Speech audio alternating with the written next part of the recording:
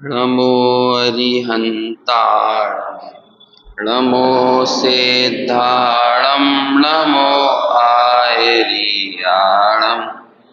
नमो अध्यायाण नमो लोये सवसाहुणम्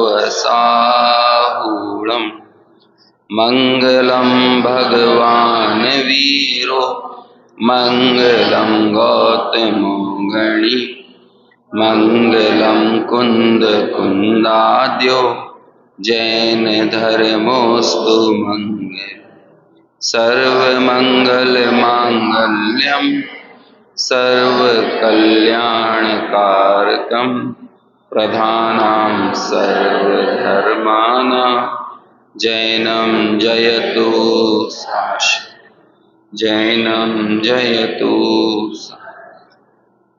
वंदितु सर्वसिद्धे धूमचलमणोऽमं गतिं पत्ते वोच्छामि समय पाहुड मिळमो सुध केवली भणित नमः समय साराय स्वानुभूत्या चकासते चित स्वभावाय भावाय सर्वभावांतरच्छिदे। समय सार ग्रंथादिराज की गाथा 3 पर चर्चा चल रही है, जिसकी टीका का आधा हिस्सा कल हमने पढ़ा था। इस हिस्से में जितना कल हमने पढ़ा था, इसमें एक बार फिर समय के 4 विशेषण देखने को मिले हैं। पिछले वाले समय के 7 विशेषण तो हमें याद हैं, ये 4 विशेषण भी याद रखें। हालांकि ये 4 विशेषण पिछले वाले में से ही लिए गए हैं, लेकिन थोड़ा सा यहाँ पे अलग शब्दों में है। जैसे कि जब हमने ये पढ़ा था ना, पेज नंबर 11 पर, सब पदार्थ अपने द्रव्य में अंतर्मग्न रहने वाले अनंत धर्मों के चक्र को चुंबन करते हैं, है ना। तो यहाँ पर वो वाला विशेषण पिछला वाले गाथा का, अनंत धर्मात्मक एक द्रव्य, है ना। तो वही विशेषण है यहाँ पे। ये अनुशीलन में भी 4 भागों में, यानी 4 नंबर्स में उनको डिवाइड किया गया है। जैसे कि पहला विशेषण है, जीवादि सभी पदार्थ अपने में ही मग्न हैं, अपने गुण पर्यायों को ही आलिंगित करते हैं, पर को स्पर्श नहीं करते। ये पहला है, अपने गुण पर्यायों में निमग्न हैं और पर को स्पर्श नहीं करते, अपने ही गुणों को चूमते हैं, अपने ही गुणों का स्पर्श करते हैं, एक विशेषण। दूसरा देखो, जब हमने यहाँ पर पढ़ा कि अन्य द्रव्य के साथ एक क्षेत्रावगाह रूप से तिष्ठते हैं, फिर भी सदाकाल अपने स्वरूप से च्युत नहीं होते, ये दूसरा विशेषण। और ये वाला विशेषण पिछले वाले कौन से विशेषण से मिलता है? 7वें नंबर का था कि 6वां था? 6वां विशेषण, नहीं, सॉरी, वो टंकोत्कीर्ण वाला तो अगला आएगा एक और, है ना। एक क्षेत्रावगाह रूप से ये आया था ना, हाँ, मतलब वो 7वें विशेषण को यहाँ पे 2 भागों में बांट दिया है। 7वें में 2 चीजें आई थी, अपने स्वरूप से च्युत नहीं होते और अपने गुणों में ही टंकोत्कीर्ण, अपने ही गुण पर्यायों के साथ अपने ही स्वरूप में टंकोत्कीर्ण रहते हैं। तीसरा देखो यहाँ पर लिया है, पर रूप परिणमन ना करने से वे टंकोत्कीर्ण की भांति अपने स्वतंत्र व्यक्तित्व को धारण किए हुए रहते हैं, यानी उनकी व्यक्तित्वता, व्यक्तिगत इकाई वो कभी नष्ट नहीं होती। ये 6 द्रव्यों में लागू हो रहा है। 6 द्रव्यों में से किसी की भी व्यक्तिगत इकाई कभी नष्ट नहीं होती। और चौथा यहाँ पर लिया है, उत्पाद व्यय तथा उत्पाद व्यय और ध्रुव जैसे विरोधी स्वभावों के साथ को एक साथ धारण करके वे विश्व को टिकाए रखते हैं, यानी विश्व का उपकार करते हैं। तो पिछले वाले में एक जो उत्पाद व्यय द्रव्यात्मक सत्ता वाला विशेषण और गुण पर्यायों से युक्त विशेषण, इन दोनों को मिलाकर ये एक विशेषण बनाया कि वे अपने उत्पाद व्यय द्रव्यपने अथवा गुण और पर्याय जैसे विरोधी अविरोधी धर्मों के द्वारा विश्व को टिकाने का काम करते हैं, है ना। कल हमारी ये पूरी चर्चा हो गई थी। मैंने बस इन चारों को 4 भागों में बांट रहा हूं ताकि हमें याद रखने में थोड़ी आसानी हो सके। चौथे वाले का ना,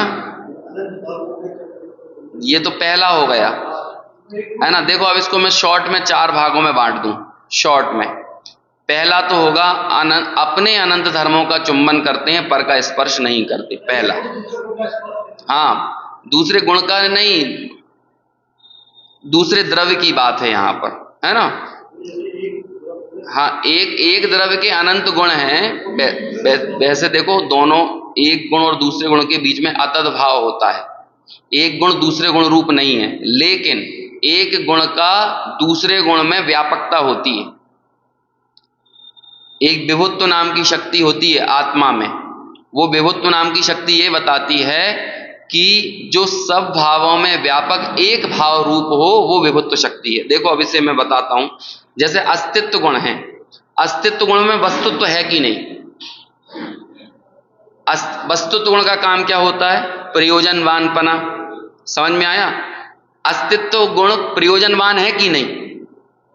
तो अस्तित्व गुण में वस्तुत्व हो गया कि नहीं? गर्भित हुआ कि नहीं अस्तित्व में वस्तुत्व?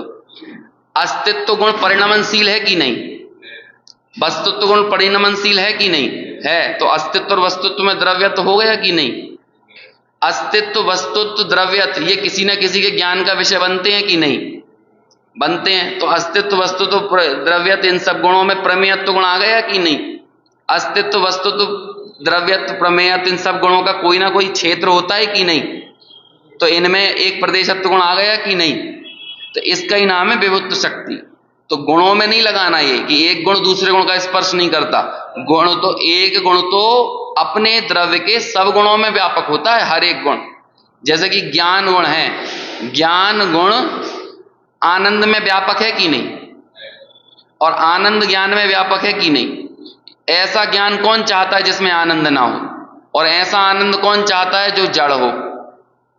इसलिए ज्ञान में दर्शन व्यापक है, दर्शन में ज्ञान व्यापक है ना। लेकिन सब एक गुण दूसरे गुण में व्यापक होने के बावजूद भी अपने गुण रूप होता है। इसका नाम है विभुत्व शक्ति, है ना। सर्व भाव व्यापकत्व एक भाव रूपा इति विभुत्व शक्ति। ये सब इसमें ही है, समय सार में ही आगे। समझ में आया ना? एक भाव, और एक भाव कभी दूसरे भाव रूप नहीं होता। इसे कौन निर्धारित करेगा? अगुरु लघुत्व गुण। जब द्रव्य में रहने वाले गुण बिखर कर अलग अलग ना हो जाएं, है ना। एक द्रव्य दूसरे द्रव्य रूप नहीं होता, एक गुण दूसरे गुण रूप नहीं होता, एक गुण दूसरे गुण में व्यापक होने पर भी दूसरे गुण रूप नहीं होता। और इसी व्यवस्था को बताता है अतद भाव। ये 5वां अभाव है। वैसे तो 4 अभाव होते हैं, लेकिन ये 5वां अभाव है। समझ में आया? दर्शन और ज्ञान में ना तो प्राग भाव है, ना प्रध्वंसा भाव है, ना अत्यंता भाव है, ना अन्योन्या भाव है। तो कौन सा भाव है दर्शन और ज्ञान में? अतद भाव। अतद भाव का मतलब क्या होता है? उस रूप नहीं होना, ये ही अतद भाव है। ज्ञान कभी दर्शन रूप नहीं होगा, दर्शन कभी ज्ञान रूप नहीं होगा, लेकिन ज्ञान दर्शन में व्यापक है और दर्शन ज्ञान में व्यापक है ना। अस्तित्व में वस्तुत्व आदि व्यापक हैं, वस्तुत्व में अस्तित्व आदि व्यापक हैं, लेकिन वस्तुत्व वस्तुत्व रूप रहेगा, अस्तित्व अस्तित्व रूप रहेगा। ये तो हमने कुछ गुणों के नाम आपको बता दिए। ऐसे अनंत गुणों का परिणमन ऐसे ही चल रहा है। यही तो व्यवस्था की खूबसूरती है। देखो अब यहां पर तो क्या बता रहे हैं? एक द्रव्य दूसरे द्रव्य का स्पर्श नहीं करेगा। समझ में आया ना? यहां मूल बात क्या चल रही है? यहां जब एकत्व निश्चयगत समय की 4 विशेषताएं बताई। कौन सी 4 विशेषताएं? पहली विशेषता, यहां तो थोड़ा फिर भी कठिन है, मैं और सरल कर रहा हूं। सब द्रव्य अपने धर्मों को चूमते हैं, मतलब स्पर्श करते हैं, लेकिन कभी दूसरे द्रव्य का स्पर्श नहीं करते। पहले नंबर का हो गया। दूसरा, एक क्षेत्रावगाह रूप से परस्पर अत्यंत निकट रहते हैं। सारे द्रव्य एक दूसरों के, इनसे ज्यादा निकट कोई नहीं रह सकता। हम लोग आपस में एक दूसरे के कितने निकट बैठे हैं? क्या इतने ही निकट रहते हैं द्रव्य? अरे एक प्रदेश पर 6 के 6 द्रव्य। समझ में आया ना? तो बोलो इससे ज्यादा निकटता और क्या हो सकती है? जहां एक प्रदेश है वहां पर 6 के 6 द्रव्य विद्यमान हैं, लेकिन इतने निकट होने के बावजूद भी कभी कोई अपने स्वरूप से च्युत नहीं होता। ये दूसरा विशेषण है, ठीक है ना। ये हमने पहले भी पढ़ा था। तीसरा विशेषण यहां पर क्या लिया कि पर रूप परिणमन ना करने से वे टंकोत्कीर्ण की भांति अपने व्यक्तित्व को धारण किए हुए रहते हैं, है ना। एकदम जैसे जीव का ज्ञान दर्शन स्वभाव टंकोत्कीर्ण है, ऐसे ही जीव का पुद्गल का स्पर्श गंध वर्ण भी टंकोत्कीर्ण है। समझ में आया। फिर आखिरी विशेषण क्या है कि परस्पर विरुद्ध और अविरुद्ध धर्मों के द्वारा विश्व को टिकाए रखते हैं, विश्व का उपकार करते हैं। कल आखिर में अपनी इस पर बहुत चर्चा हुई थी। उत्पाद व्यय ये हुए परस्पर विरुद्ध, और द्रव्य या गुण ये हुए परस्पर अविरुद्ध। जो गुण होते हैं ना, आत्मा में अनंत गुण हैं, ये गुण परस्पर अविरुद्ध हैं, क्योंकि ये साथ में रहते हैं, इसलिए सहवर्ती भी कहलाते हैं। लेकिन पर्याय जो होती हैं वो कैसी होती हैं? परस्पर विरुद्ध होती है। पिछली पर्याय से अगली पर्याय अलग, अगली पर्याय से उसके बाद वाली पर्याय विरुद्ध, है ना। तो ये पर्याय और गुणों का ये जो समूह है, गुण पर्याय व द्रव्यम, गुण और पर्यायों से युक्त होना, ये गुण और पर्याय विश्व को टिकाए रखते हैं। कैसे टिकाए रखते हैं कि गुण और पर्याय से द्रव्य ने अपने आप को टिकाए रखा, तो अपने आप को टिकाए रखा तो विश्व टिक गया। जब कभी भी अपन हवाई जहाज में यात्रा करते हैं तो वहां एक बात कहते हैं, देखो भाई, सबके सीट के नीचे उनकी लाइफ जैकेट पड़ी हुई है, आप अपनी रक्षा कर लेना, और सब लोग अपनी अपनी रक्षा कर लेंगे तो सब बच जाएंगे। समझ में आया। तो फिर कैजुअलिटी कम से कम होगी। तो सबका काम क्या है? तुम यदि दूसरे को बचाने की कोशिश करोगे, चेष्टा करोगे, तो खुद भी चले जाओगे, दूसरा तो बचने से रहा। समझ में आया ना। ऐसा बोलते हैं लाइफ जैकेट, पहले आप अपनी जैकेट पहनो और फिर कदाचित दूसरे की मदद करना हो तो करो, और उसकी मदद करना क्या होगा, उसे भी उसकी लाइफ जैकेट पहना दो। समझ में आया। ऐसे ही, अब ऐसे तो नहीं, उदाहरण तो पूरा सर्वांगीण घटित नहीं होता, लेकिन ऐसे ही द्रव्यों का क्या काम है? तुम अपने आप को टिकाए रखो तो विश्व अपने आप टिक जाएगा। और ऐसे सब द्रव्य अपने आप को टिकाए रखने में मतलब कोई बलजबरी नहीं चल रही है यहाँ पे, अपने गुण पर्यायों से, अपने उत्पाद व द्रव्यात्मक सत्ता से वो सब अपने आप को टिकाए हुए हैं, इसलिए वो सत्ता निरंतर बनी रहती है। ठीक है ना। ये तो हुआ समय की एकत्व निश्चयगत जो स्वभाव बताया, उसकी यहां पर चर्चा की। समझ में आया।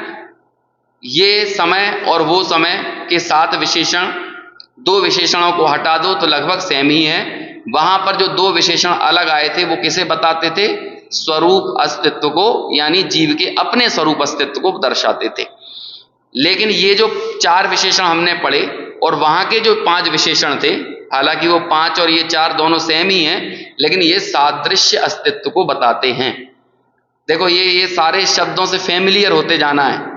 अब तो मैं बहुत बार बोल चुका हूं, सादृश्य अस्तित्व और स्वरूप अस्तित्व। सादृश्य अस्तित्व को ही बोलते हैं महासत्ता। समझ में आया। और स्वरूप अस्तित्व आवांतर सत्ता की सबसे छोटी इकाई है। स्वरूप अस्तित्व में आप विभाजन क्या करोगे? आप जब आपने किसी सत्ता का विभाजन करते करते कहां तक पहुंच गए? स्वरूप तक पहुंच गए। अब स्वरूप से और ज्यादा क्या विभाजन होगा? स्वरूप तक आ गए ना। ऐसे ही वहां पर सात विशेषण में से दो तो स्वरूप अस्तित्व को बताते थे और पांच सादृश्य अस्तित्व को, जो कि अन्य द्रव्यों में भी पाए जाते हैं। ठीक है। क्या चर्चा चल रही है यहां पे?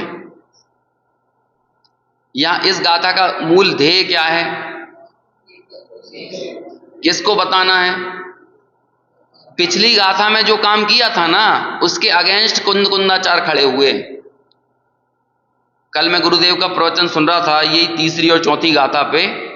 तो गुरुदेव ये बोलते हैं, मतलब पहले उन्होंने चौथी गाथा में जो पहला वाला शब्द था ना, अभी जब आएगा तब हम देखेंगे, टीका में जो पहली लाइन आई ना, उस पे इतने मुग्ध हो गए कि 25-30 मिनट तक वही बोलते रहे, है ना। विश्व के यहाँ पे एक शब्द आया है, देखो इस टीका में चौथी गाथा की, एक पहला ही शब्द, इस समस्त जीव लोक को, बस इतना सा शब्द, इस समस्त जीव लोक को, मतलब फिर वो बोलते जा रहे हैं समस्त जीव लोग, एक इंद्रिय, दो इंद्रिय, तीन इंद्रिय, चार इंद्रिय, नारकी, त्रियंज, और कहते हैं निगोदिया जीव से लेकर 9वें ग्रहव्यक तक जाने वाले द्रव्यलुंगी मुनिराज का जीव, 9वें ग्रहव्यक तक जाने वाला, कह ले ये सब जीव, इन लोगों ने क्या किया है? इनमें से किसी ने भी एकत्व निश्चयगत समय की कथा ना सुनी है, ना परिचय किया, ना अनुभव किया है। तो हम तो सुन रहे हैं यहाँ पे, हम बैठे काहे के लिए हैं? यही तो सुनने के लिए बैठे हैं। कहते हैं नहीं सुनी है, अभी जब आगे चर्चा आएगी तो बताएंगे। उसी समय ये बात दूसरी, तीसरी और चौथी गाथा की इतनी महिमा आई है कि 2, 3, 4 गाथा में तो दिगंबर संतों ना अमृत भरा है ना। ये पूरे क्या कहते हैं वो अपनी भाषा में बोलते हैं ना, अखे मतलब पूरे अखिल विश्व में ये पूरी कहीं बात ही नहीं है। ये दूसरी, तीसरी, चौथी ये समय का स्वरूप बताने वाली, पूरा विश्व व्यवस्था को एकदम स्पष्ट आंखों के सामने ऐसे स्पष्ट कर दिया। कितनी स्वतंत्रता बता दी, वस्तु की एक एक इकाई, वस्तु की एक एक द्रव्य की, गुणों की और उनकी पर्यायों के परिणमन की स्वतंत्रता को कितना स्पष्ट के साथ रख दिया। अब यहां से एक निर्भरता आई, और जब वो निर्भरता आई तो जो परद्रव्य में कुछ करने का, परद्रव्य को मुझ रूप मानने का जो विकल्प चलता था वो विकल्प उड़ गया। तो फिर हमें स्वयमेव कौन सी चीज प्रकाशित हो जाएगी? कहते हैं वो एकत्व, जीव का एकत्व, चैतन्य का एकत्व। पहले तो ये बात अपने दिमाग में बैठा लो कि अकेले जीव में ही, जीव के एकत्व में सुंदरता नहीं है, सब पदार्थों का एकत्व जो है वो अपने अपने सौंदर्य को लिए हुए है। बिल्कुल चेष्टा मत करो कि मैं इसे बदल दूं, इसे हेर फेर कर दूं, इसको सुधार लूं, इसको बिगाड़ दूं, इसको हटा दूं, इसको घटा दूं, इसको मिटा दूं। कुछ सारे विकल्पों से एकदम उऋण हो जाओ, हमारे ऊपर कोई भार नहीं है, एकदम निर्भरता लेके आओ। और जब ऐसी निर्भरता भीतर में आए तो कहते हैं उस निर्भरता में ही एकत्व व्यक्त भगवान आत्मा दिखाई देगा। एक दिन मैंने और ये बात कही थी, समाधि तंत्र के समय शायद चर्चा चली होगी, जैसे कि चैतन्य जो है ना, भगवान आत्मा बहुत नखरीला है कैसा नखरीला है कि तुम ये सोचोगे ना, ये ज्ञान की जो एक समय की जो परिणति है ना, ये पर्याय, तुम सोचो कि इस पर्याय पे मैं थोड़े से पे तो किसको अपने घर परिवार मित्र दुकान कुटुंब को बिठा लूं और बाकी कह दूं कि बाकी पे चेतन भगवान आत्मा तू बैठ जा, तो वो नहीं बैठने वाला है। जैसे ये टेबल मान के चलो, ये टेबल है वर्तमान ज्ञान की पर्याय, और हम कहेंगे कि देखो तुम 90% पे तो भगवान आत्मा तू बैठ जा और बाकी 10% पे तो हम दूसरों को बिठा लेते हैं, तो वो नहीं बैठने वाला है। भगवान आत्मा को 100% समर्पण चाहिए। इसका एक रत्ती भर भी ज्ञान की जो प्रकट वर्तमान पर्याय है ना, उस ज्ञान की प्रकट वर्तमान पर्याय में एक रत्ती भी दूसरे के लिए अवकाश नहीं है। और तो आपको क्या बताएं, जो ज्ञान की पर्याय भगवान आत्मा को जगह बन देती है ना, मतलब जो उसको स्पेस देती है, जो उसमें अपना समर्पण मानती है, वो स्वयं भी अपने उस भगवान आत्मा को देखने वाली दृष्टि में वो दृष्टि खुद शामिल नहीं है। इसे ऐसे कहते हैं कि जो सम्यक दर्शन, जिस भगवान आत्मा की दृष्टि का नाम सम्यक दर्शन है, उस दृष्टि में सम्यक दर्शन के लिए भी जगह नहीं है। वो ये कहने लगे कि भगवान आत्मा तू 99.9% पे बैठ जा, और सम्यक दर्शन कहने लगे 0.001 पे तो मैं बैठ जाऊं, तो वो बैठने देगी? नहीं बैठने देगी। गुरुदेव तो बहुत कड़क शब्दों में कहते हैं, वहां पे देव गुरु शास्त्र की भक्ति के लिए भी अवकाश नहीं है। अब और हम क्या सोचते हैं, हम इसे ऑप्शनल समझते हैं, है ना। जैसे एक बार बात निकली थी कि क्या भाई बादामी आम नहीं है तो लंगड़ा आम दे दो, है ना, ऐसा कुछ है कि नहीं? ऐसा नहीं है ये मामला। यहां तो 100% समर्पण चाहिए, बिल्कुल उतर जाना चाहिए, बिल्कुल ऊपर से नीचे तक वो ही। और अब मैं तो ये कहता हूं कि अब नहीं उतरेगा तो कब उतरेगा? अब नहीं उतरा तो कब उतरेगा? पहले भी ये बात कह चुका हूं कि भाई उतरने दो, समय सार के प्रवाह में अब तो जो होगा देखा जाएगा। अब तो समय सार को अपने अंदर जाने दो। अब उसे अब ये मत हेर फेर मत करो उसके साथ। अरे यदि ये समय सार हमें ज्यादा ही अच्छा लग गया, हम भी आत्मानुभूति में जाने लगे, तो फिर अब हमें शादियों में मजा नहीं आता, अब हमें दुकान में मजा नहीं आता, अब हमें गृहस्थी में मजा नहीं आता, अब हम पिकनिक मनाने जाते हैं तो वहां मजा नहीं आता, अब किटी पार्टी। अरे जाने दो भाई, इन सब चीजों के चक्कर में अब कब तक उलझे रहेंगे? वो फिल्मी गाने आते थे ना कि प्यार का अंजाम किसने सोचा, हम तो मोहब्बत किए जा रहे हैं, है ना। है? जब वो लोग इश्क करते हैं, लोक में प्यार करते हैं, तो भी वो अंजाम की परवाह नहीं करते। और हम समय सार को अपने भीतर आने से पहले अंजाम की सोच रहे हैं कि बोलो यदि ये ज्यादा हमारे अंदर उतर गया तो कहीं हमारे अंदर भी ब्रह्मचारी बनने का भाव ना आ जाए, कहीं ये ज्यादा हमारे अंदर उतर गया तो हम ये घर ना छोड़ दें, अब हमारी ये तिजोरी को कौन संभालेगा, हमारे बच्चों को कौन संभालेगा, पोतों को कौन संभाल लेगा। अरे इतनी परवाह मत करो। जब कसाएं इतनी बेशरम होती हैं, और वो कसाएं तो आपको चार गति के दुख देने वाली हैं, ये समय सार को तो सारे दुखों से छुड़ाने वाला है। जब उन कसायों की बेशर्मी में अपन दुनिया की परवाह नहीं करते, तो समय सार को अपने भीतर उतरने में दुनिया की परवाह करेंगे? अब हमें कितनी दुनिया की परवाह करनी है? अब क्या हमें लग रहा है कि अब और कौन कौन से व्यवहार निभाएं? अब तो भाई ऐसा लगना है, शादी का कार्ड घर में देके जाए तो लगना चाहिए बम फेंक के गया है कोई। समझ में आया? ऐसा लगना चाहिए।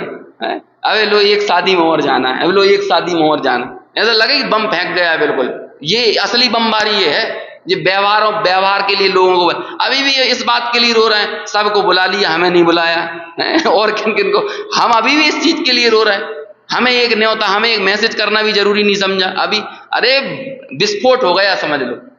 आपकी 2 दिन की यदि शादी में चले गए तो 2 दिन का स्वाध्याय छूट गया, 2 दिन की उपयोग की चंचलता बढ़ गई। हमें समझ में नहीं आ रहा। एक और सम्मान समारोह के लिए बुला लिया तो सम्मान में गए तो उतनी देर के लिए परिणाम जो है विचलित हो गए, चंचल हो गए उतनी देर के लिए, उतनी देर के लिए मेरी धारा टूट गई। तो बोलो अब हमें ये सारी चीजें है ना, जो पद परसत और पद लगे आपदा रूप, सब आपदा जैसी लगना चाहिए। ऐसे भाव विभोर होकर जब वो सुनो गुरुदेव की शैली में, उसी लय में, वो कहते हैं ये समस्त जीव लोग, पूरे जीव लोग के ऊपर ऐसी करुणा आती है, देखो तो सही। और इस जीव लोग का मैं भी हिस्सा हूं अनादिकाल से, तभी तो सुत परिचदाणु बूधा सब बस भी काम भोग बंद का, कि सब काम भोग बंद की कथा तो सुनी, लेकिन इससे विरुद्ध जो एकत्व व्यक्त भगवान आत्मा की कथा है वो नहीं सुनी। ऐसा है एकत्व निश्चयगत समय सर्वत्र सुंदर लोक में, ये बता रहे हैं कैसा है वो एकत्व निश्चयगत समय, कैसा अद्भुत, कैसा महिमाशाली, कैसा है वो। अरे उसकी यही महिमा है, उसके अपने अनंत धर्म इतने हैं, उसे उनको चूमने से फुर्सत नहीं मिल रही है ना। है कोई कोई के बच्चे हों 2-4, अब उन 2-4 बच्चों को ही अपना प्रेम लुटाने से उसे फुर्सत नहीं मिल रही, तो वो क्या गली मोहल्ले के बच्चों को पकड़ पकड़ के लाएगा कि इनकी भी पप्पी ले लें? समझ लो कैसे करेगा वो, अपने में इतना बिजी है।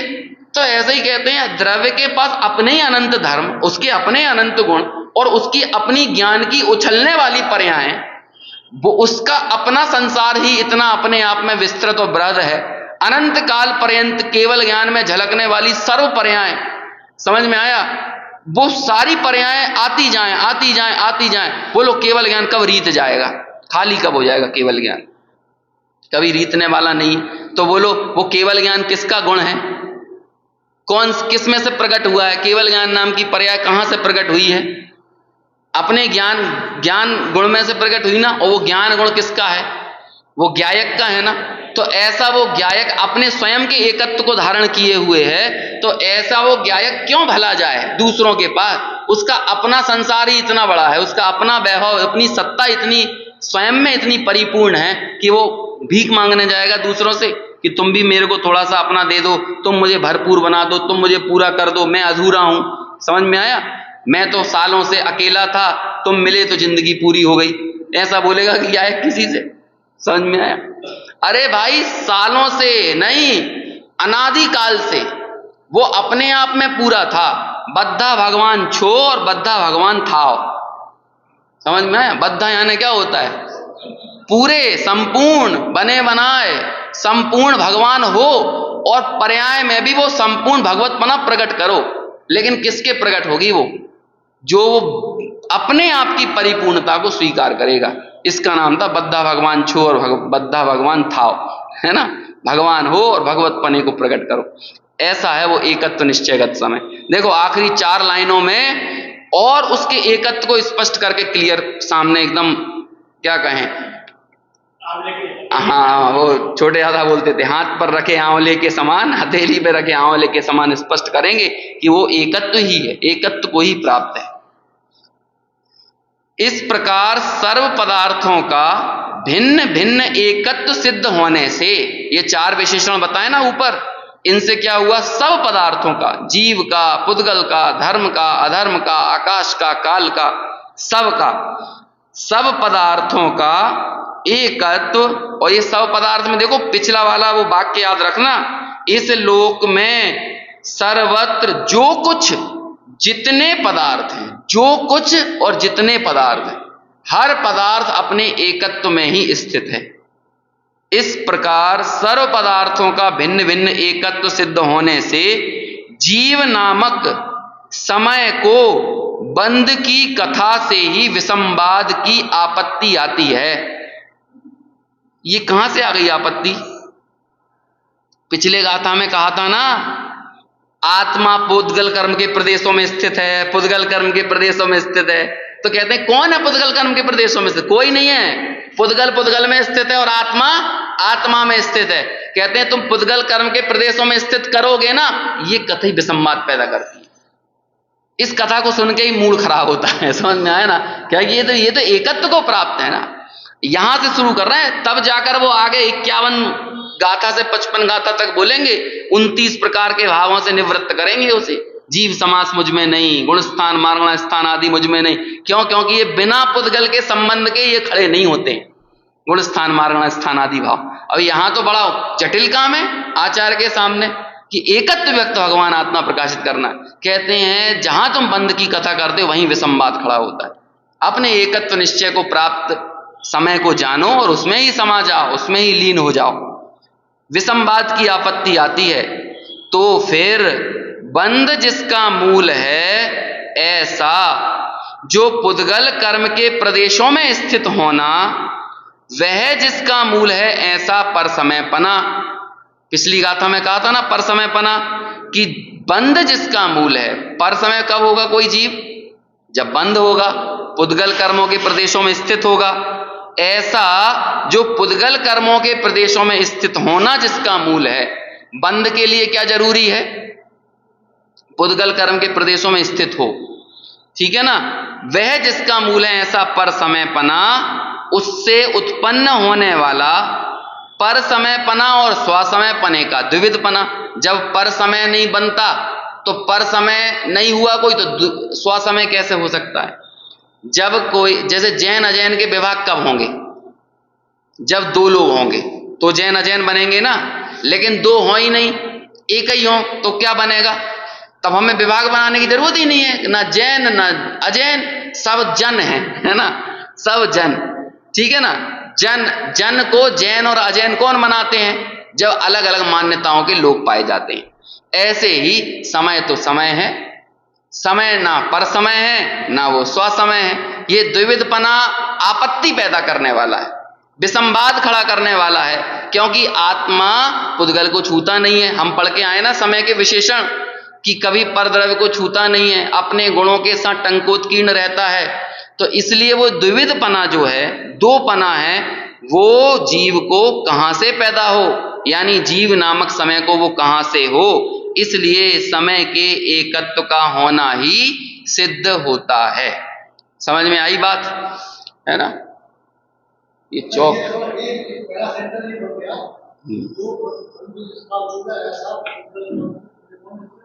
देखो मैं आपको बताता हूं, रुको पीछे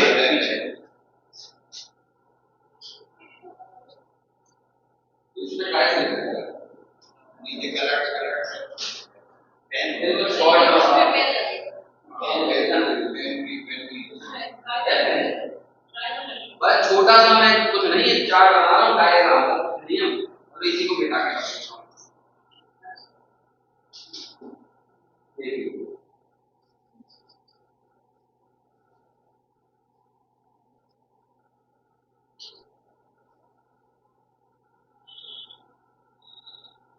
पूरी 2 गाथाओं का सार आपके लिए एकदम शॉर्ट में बताते हैं।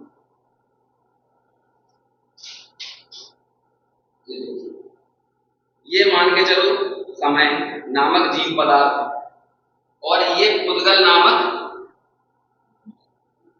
दूसरा पदार्थ। बाकी 4 द्रव्यों में तो कोई दिक्कत होती नहीं है। इसका उत्पाद व द्रव्य इसका अपना है, इसका उत्पाद व द्रव्य इसका अपना है। समझ में आया? इसके गुणों का आलिंगन ये खुद करता है। मान के चलो ये जीव देख लेता हूं, जीव, और ये क्या हो गया?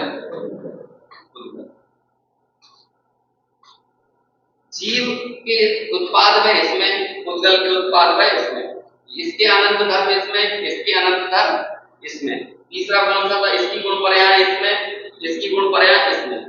अभी हालांकि मैंने इनको दूर दूर बनाया है, लेकिन ये अत्यंत निकट है। लेकिन अत्यंत निकट होने के बावजूद ये कभी अपने स्वरूप से च्युत नहीं होता, ये कभी अपने स्वरूप से च्युत नहीं होता। ये हुआ इन दोनों का एक है। अब स्वसमय और परसमय के भेद बनते कब है? कब बनते हैं? जब ये जीव क्या करता है, मान के चलो ये पुद्गल प्रदेशों में स्थित हो गया ना, ये पुद्गल प्रदेश में स्थित हो गया, तो ये पुद्गल प्रदेश में स्थित जो परिणति है यही क्या हो गई, ये बनी परसमय, और बाकी यहाँ का हिस्सा क्या रह गया, ये स्वसमय। तो कहते हैं ये स्वसमय और परसमय के तुम विभाग कर क्यों रहे हो? इसके उत्पाद में द्रव्य गुण पर्याय, इसके अनंत धर्म इसमें खुद में ही है ना, इसमें है ही नहीं, तो ये भेद बनाए क्यों? जब ये इसको छू ले, जब ये इस रूप हो जाए, जब अपने स्वरूप में उससे बदल जाए, तब जाकर ये स्वसमय और परसमय के भेद बनाना। तो बोलो कि समय नामक जो पदार्थ है, ये जो समय नामक पदार्थ है जिसकी अपन बात कर रहे हैं, ये समय और ये ऐसे 6 द्रव्यों के 6 गोले बना, समझ में आया ना? ये सब 6 के 6 गोले कैसे रहेंगे, मतलब 6 के 6 पदार्थ कैसे रहेंगे? और जहां तो मैं 6 बोल रहा हूं, जो जितने, यहां क्या लिखा था, जितने पदार्थ इस लोक में है और जो कुछ भी पदार्थ इस लोक में है वो सारे के सारे कहते हैं, दिख रहा है ना, अपने अपने एकत्व को प्राप्त है। तो कहते हैं ये जो छूने जाती है पर वो कौन छूती है? पर्याय। तो द्रव्य का भेद नहीं है स्वसमय और परसमय, स्वसमय और परसमय किसका भेद है? पर्याय का भेद है। हमें यहाँ द्रव्य की चर्चा करनी है कि पर्याय की चर्चा करनी है? हम तो यहाँ एकत्व निश्चय को प्राप्त द्रव्य की चर्चा करने हैं, क्योंकि वो द्रव्य का नाम समय है, पदार्थ का नाम समय है। पर्याय में क्या होगा, देखो हमने जब समय की परिभाषा पढ़ी तो उसमें क्या बात आई थी निकलकर सामने, उसमें आया था एक साथ जो गुण और पर्यायों को, एक साथ जो गुण पर्यायों के साथ परिणमन करे। अकेले पर्याय की बात करोगे तो आपने गुण को छोड़ दिया कि नहीं? तो गुण और पर्याय को साथ में लेके परिणमन करने वाला कौन है? द्रव्य है कि पर्याय है? द्रव्य है ना, जिसने गुणों को भी और पर्यायों को भी सबको अपने साथ रखा हुआ, ऐसा एकमात्र कौन है? द्रव्य है। तो जब आप अकेली पर्याय की बात करोगे इसका मतलब वो समय नहीं है। समय तो कैसा है? द्रव्य रूप है, और वो द्रव्य रूप समय हमेशा एकत्व निश्चय को प्राप्त है। बोलो इतनी बात समझ में आई कि नहीं? ये दोनों गाथाओं का शॉर्ट में सार है। इसलिए पहले स्वसमय और परसमय का विभाग किया, वो इसलिए किया क्योंकि पूर्व के ग्रंथों में, अब पूर्व के ग्रंथ अब पूर्व में थे कि बाद में थे ये विवाद में नहीं पढ़ो, लेकिन पंचास्तिकाय में और प्रवचन सार में समय की ऐसी ही व्याख्या की। लेकिन यहां पर तो क्या करना है, यहां पर आपको ज्ञान का ज्ञेय नहीं बताना है, यहां पर आपको दृष्टि का विषय बताना है। क्या बताना है यहां पे? दृष्टि का विषय। हम दो अलग अलग चीजों पर दृष्टि को टिकाकर नहीं रख सकते, हम हमारी दृष्टि को एक जगह पर टिकाकर रख सकते हैं। इसलिए जब तक आपको एकत्व निश्चयगत समय पकड़ में नहीं आएगा तब तक वो दृष्टि एकाग्र नहीं हो सकती। बस 2 गाथाओं बाद निकल के आने वाला है वो दृष्टि का विषय, बस 4 और 5 2 गाथाएं और बची हैं। 6वीं और 7वीं गाथा में दिखा देंगे समय, 5वीं गाथा में संकल्प लेंगे, मैं समय सार दिखा रहा हूं, एकत्व निश्चयगत समय दिखा रहा हूं, और 6वीं 7वीं गाथा में दिखा देंगे, बस बात खत्म। यदि इतने में दिख जाए ना तो फिर अगले दिन स्वाध्याय में मत आना समझ में आया? लेकिन वाकई में यदि दिख जाए तो फिर तो क्या है, फिर तो अपने में मस्त रहना, अनुभव करना, और क्या करना है। मूलाचार में लिखा ना, स्वाध्याय छोड़कर सामायिक करो, लेकिन सामायिक में विषय पकड़ में आए तब स्वाध्याय छोड़ो। जब तक पकड़ में नहीं आ रहा तब तक एकमात्र कौन शरण है? तब तक स्वाध्याय ही शरण है। और दूसरी बात, स्वाध्याय तो व्यक्त होता है, भगवान आत्मा अव्यक्त है। जो अपनी दृष्टि व्यक्त में एकाग्र नहीं कर पाता वो व्यक्ति अपनी दृष्टि अव्यक्त में कैसे एकाग्र कर पाएगा? तो पहले तो हमें बड़ी सूक्ष्मता से इस व्यक्त में अपनी बुद्धि और दृष्टि को एकाग्र करना सीखना है, जब हम इसमें पारंगत हो जाएंगे तो हम स्वयमेव अव्यक्त में भी एकाग्र होने के में पारंगत हो जाएंगे।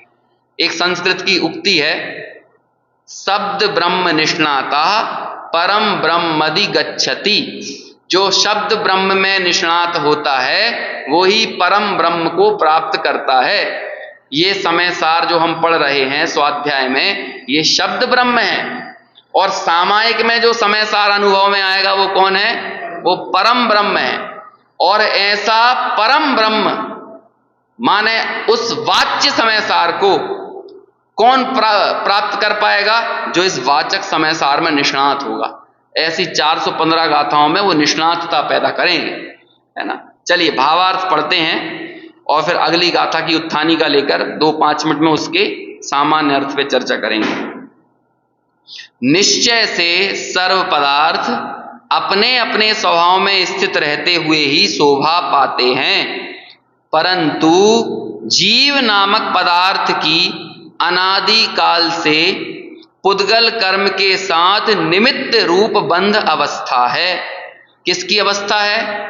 जीव और पुद्गल की, है ना। पुद्गल कर्म के साथ ये जीव ही बंध रहा है, उससे इस जीव में विसंवाद खड़ा होता है, अतः वह शोभा को प्राप्त नहीं होता, है ना। ये मिलावटी जीव हमें अच्छा नहीं लगता है, इस मिलावटी जीव पर दृष्टि भी नहीं जाती है। ये मिलावटी जीव अनुभूति का विषय नहीं है, दृष्टि का विषय नहीं है, इसकी श्रद्धा नहीं की जा सकती, इस मिलावटी की श्रद्धा नहीं की जा सकती। समझ में आया? इसलिए वो शोभा को प्राप्त नहीं होता। इसलिए वास्तव में विचार किया जाए तो एकत्व ही सुंदर है, उससे यह जीव शोभा को प्राप्त होता है। ऐसा शोभनीय जीव आपको इस समय सार में प्रकट करके सामने रखेंगे, है ना। एक बार गाथा पुनः पढ़ के फिर अपना अगली गाथा पर चलते हैं। एयत् निश्चय गदो समो सवत्थ सुंदरो लोगे,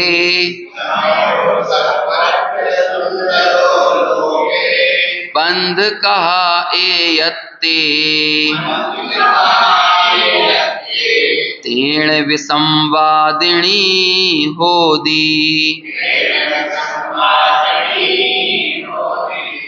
एकत्व निश्चय गत समय सर्वत्र सुंदर लोक में, उससे बने बंधन कथा जुवे।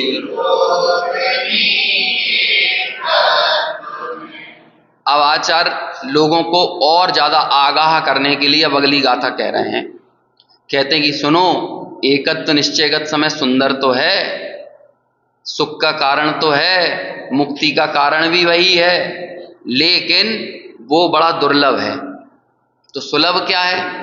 आसानी से क्या, वो पहले ही बता दे रहे हैं। ये कथन शैली ऐसी ही होती है कि देखो इसे हल्के में मत लेना।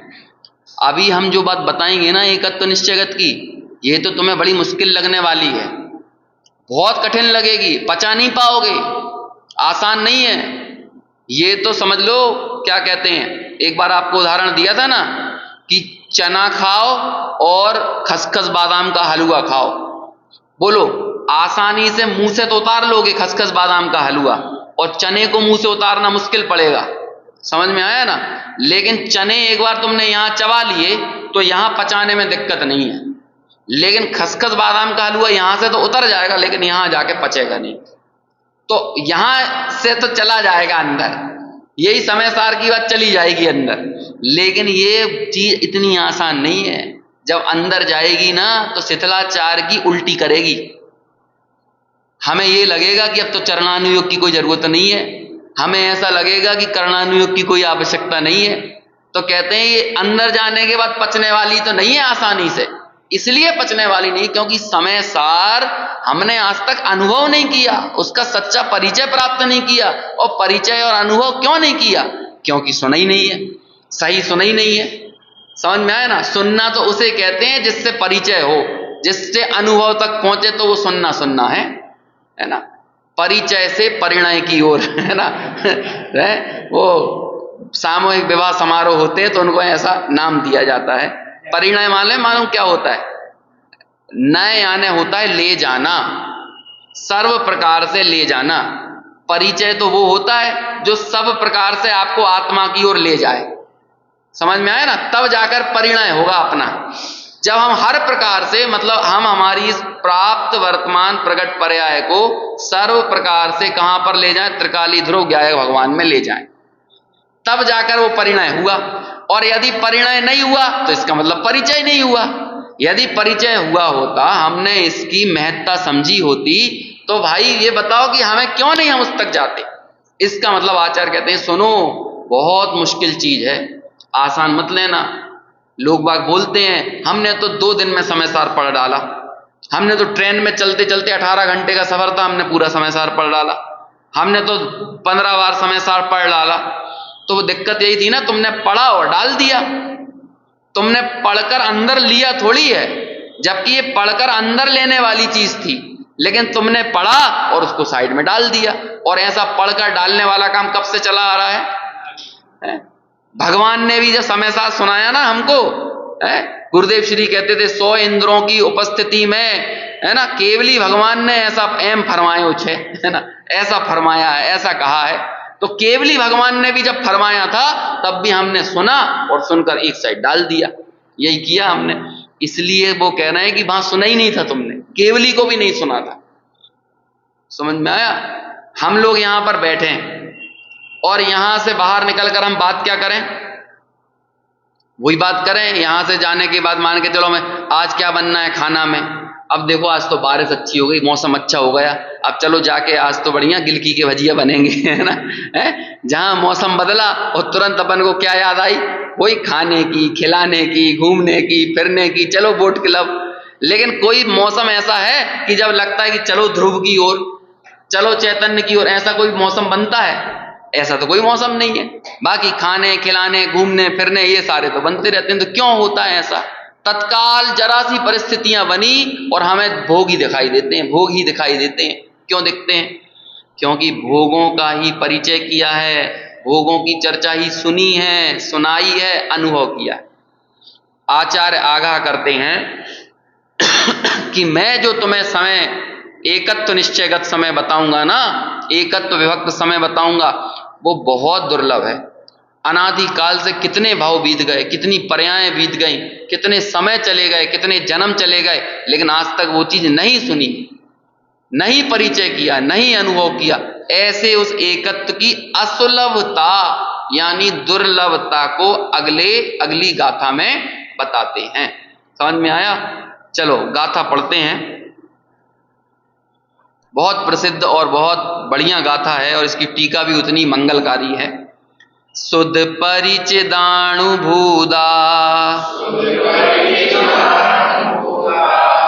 सवस विकाम भोग बंध कहा,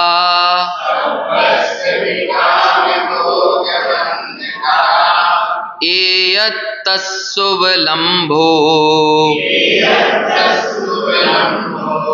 लवरिण सुलहो विहतस्,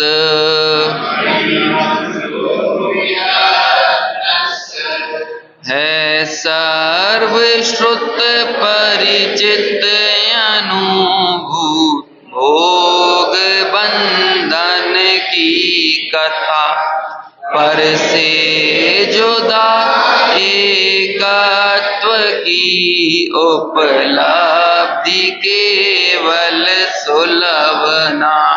देखो सामान्य अर्थ देखते हैं मूल गाथा से ही। सुध यानी सुना है, परिचिदा यानी परिचय किया है, अनुभूदा यानी अनुभव किया है। सुना भी है, परिचय भी किया है और अनुभव भी किया है। काय का? सब बस सब प्रकार की काम की कथा और भोग की कथा और बंधन की कथा। काय की कथा? काम की कथा, भोग की कथा और बंधन की कथा। जयसेनाचार्य ने काम और भोग में अंतर किया कि पहली 2 इंद्रियां उनके विषय होते हैं काम और आखिरी की 3 इंद्रियां उनके विषय होते हैं भोग। पहली 2 इंद्रियां कौन सी हैं? स्पर्शन और रसना, इन दो इंद्रियों के विषय कहलाते हैं काम। और बाद की तीन इंद्रियां कौन सी हैं? घ्राण, चक्षु और कर्ण, है ना।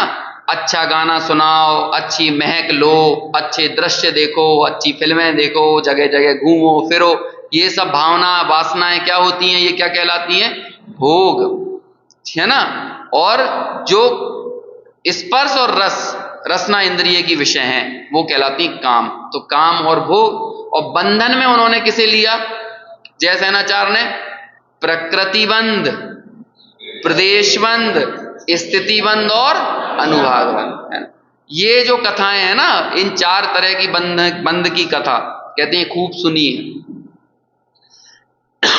11 अंग और 9 पूर्व के पाठी हुए, तब भी क्या, किस बात में सजगता रही? काम भोग बंधन की कथा ही में। काम भोग में तो नहीं दिख रहा वहां पे, लेकिन बंधन की कथा में समझ में आया। लेकिन दुर्लभ क्या है? शुभ लंबो, ये तीनों चीजें, इन तीनों की कथा बहुत सुलभ है। जैसे ही कोई जरा सा, अभी हम यहाँ पे चर्चा सुन रहे हैं और तुरंत कोई बोलने लगे, थोड़ा सा 1 मिनट बाद ही या बीच में ही बोलने लगे, अरे तुमने उनके बारे में सुना, और तुरंत हमारे कान वहां चले जाते हैं। फिर जो यहां सुन रहे थे सब बात गई, जो यहां पढ़ रहे थे सब बात चली गई। क्यों? तुरंत इतनी सजगता क्यों आ गई? क्योंकि सुलभ है ना, इजी टू एक्सेस है, आसानी से ग्रहण करने वाली ग्राह्य है। लेकिन इससे विपरीत ऋणावरीणा सुलहो, लेकिन बिल्कुल सुलभ नहीं है। क्या? इससे विरुद्ध, इससे विपरीत, विहत्तस्य, इससे जुदा जो कथा है, इससे विभक्त जो कथा है, यानी एकत्व व्यक्त भगवान आत्मा को बताने वाली जो बात है वो बहुत दुर्लभ है। इसलिए हम अब जो एकत्व व्यक्त भगवान आत्मा की बात बताएंगे, मुझे मालूम है कि मैं बड़ी मुसीबतों के साथ ये बताने जा रहा हूं। अपने मनीष जी मेरठ हैं, उन्होंने पुस्तक लिखी समय सार कांटों की डगर, है ना, वो यहीं से निकलती है बात, समझ में आया।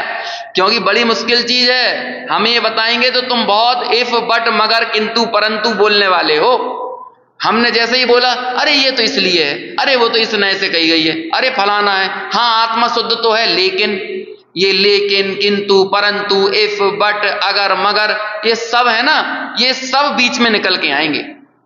ये इफ, बट, किंतु, परंतु, अगर के मगर, है ना, ये सब मगरमच्छ हैं जो भगवान आत्मा तक पहुंचने से रोकने वाले हैं। बड़ी कठिनाई वाला मार्ग है। और अगली गाथा जब आएगी ना, तो आचार्य खुद ये बता देंगे कि भैया मैं बता तो रहा हूं, लेकिन तुम लोगों में संभावना बहुत है कि तुम जो मैं बताऊंगा वो नहीं पकड़ोगे, जबरदस्ती का छल ग्रहण करोगे, जो मैं बता नहीं रहा हूं वो छल ग्रहण करोगे। इतनी भयंकर जटिल चुनौती के बावजूद भी आचार्य ने हमारे सामने ये समय सार प्रस्तुत किया। तो ये समझ लो, इस काल का भगवान, इस काल का अद्वितीय चक्षु, इसे ऐसे ही नहीं कहा जाता है। समझ में आया ना। तो ऐसी उस समय की, उस एकत्व भगवान आत्मा की दुर्लभता बताकर अब आगे इसकी दुर्लभता का विवेचन बहुत अच्छा टीका के माध्यम से अपन आगे देखेंगे, और फिर उस एकत्व भगवान आत्मा की जो चर्चा आगे आई है उसकी यथा समय चर्चा करेंगे।